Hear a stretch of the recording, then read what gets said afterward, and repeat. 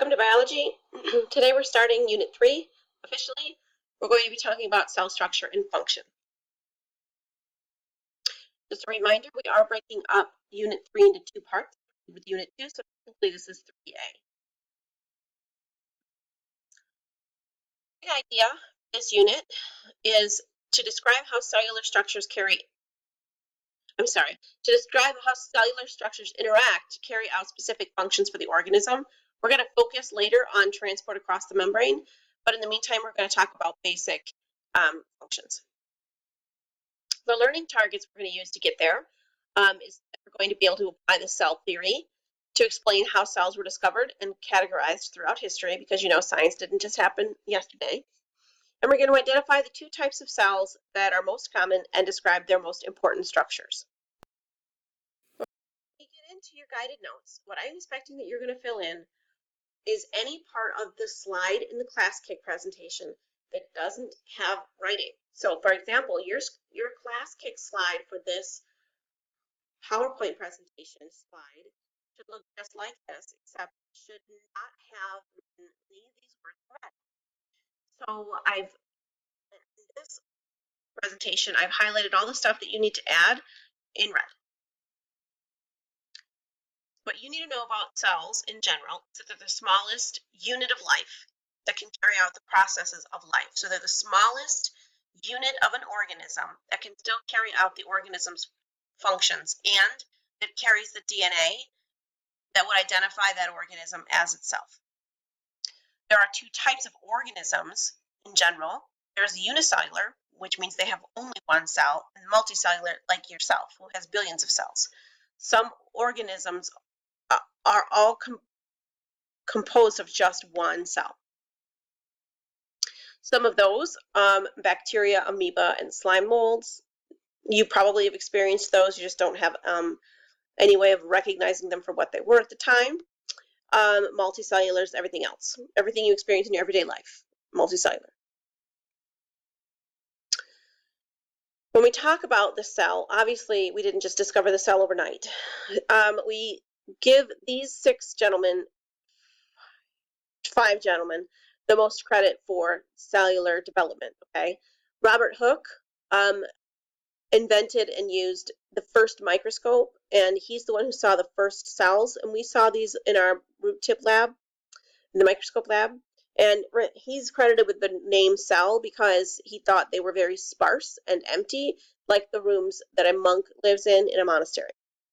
Antoine van Leeuwenhoek, he was the first one to view living cells, and he saw them swimming around in pond water. Those were unicellular, and he called them, because they were moving around and not like a plant, he called them animalcules.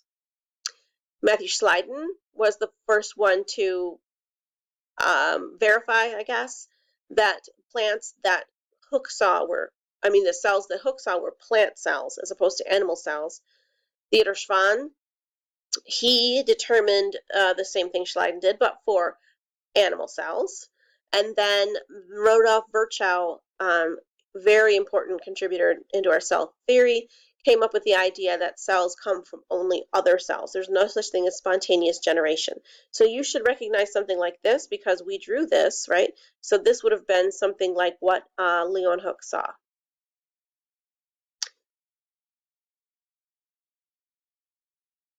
What do you need to get out of the cell theory? All of their contributions, plus many more that I haven't had time to talk about, we can gel down into 3 points. The cell theory states that all living things are composed of cells. If we're going to classify something as alive, it has to be made of cells. That cells are the basic unit of structure and function, and that cells only come from existing cells. You would have seen this illustration when you watched the video yesterday about the cell basics and specifically the modern cell theory. And this came from the Amoeba Sisters video that I love so much. I am expecting that while I'm going through this presentation, you will pause where you need to fill stuff out and then continue on with the video when you're done. Just a scope of size for reference. We've got a scale here from 10 meters down to, 10 meters down to 0.1 nanometers, so smaller than your typical atom. And what you can see with the unaided or naked eye using a light microscope, which is what we simulated in the lab, and then an electron microscope, which is what the big, expensive chemistry labs get to play with when they want to look at the surface of molecules and identify specific atoms. But when we talk about cells, most plant and animal cells fall within this range, somewhere smaller than a human egg, and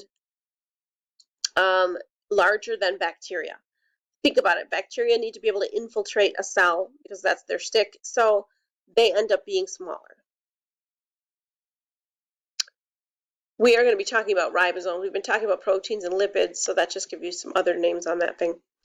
Okay, when we're talking about cellular size, there are some limits to how large a cell can be. Cells come in all kinds of shapes, but size-wise, they are limited by a ratio between their surface area and their volume. If you think about a water balloon, if you've ever filled up a water balloon too far, it'll break before you can get a chance to chuck it at your brother. And that's because the surface area becomes weak. It thins out because there's so much volume inside. So the same with the same concept with the cell. A cell has to have the ability to bring across both ways materials in and out of its membrane. A cellular process within here build up wastes. They have to be able to leave. A cell has to be able to bring in new and fresh nutrients in order to keep those cellular processes going. If the volume in here is too large to be able to push out or pull in the right amount of materials, then it will die of toxins or it'll die of starvation, for example. And then when you're thinking about it in terms of chemical exchange, there has to be just the right amount of cellular processes happening to maintain the inside of the cell. So they are limited by a ratio between surface area and volume. They have to work efficiently by exchanging materials between the inside and outside. That's going to be a whole separate part of this unit. And then they have to be able to distribute the materials within themselves. We have one more slide. We're going to talk about diversity, and then I believe, well, no, 2 more slides. We're going to talk about stem cells. So cell diversity, they come in all kinds of shapes, not necessarily all kinds of sizes like we learned earlier, but within those cells, there are thin and long cell shapes, like nerve cells to send impulses. There are flat layered cells, and those are for cover and protection, like skin cells. White blood cells have the ability to change shape and squeeze through narrow openings. They have the ability to like engulf another cell and wrap itself around it. It's pretty cool. But all of this diversity in cells comes from something called differentiation we're going to learn about. But differentiation starts with stem cells. When you were just an egg and a sperm met together, and you were called like a blastocyst, you were like a tiny little collection of cells that were going to become specialized into all the other different tissues of your body. Those cells are stem cells. You can also find stem cells in umbilical cord tissue. Liver has the ability to, the liver has the ability to reproduce or repair itself, so there's some stem cells in there. And the reason that that's important is because you can't have the same type of cell doing more than one function. If you put a muscle cell in where a nerve cell is supposed to go, it's just too, it's not specialized for that. And in this illustration, it shows you that stem cells on career day, and this little guy here, he's going to be an Optimus Prime cell because he thinks he can be anything. I'm going to end here because it's a good place to stop. The second half of the lesson will be about what all cells have in common.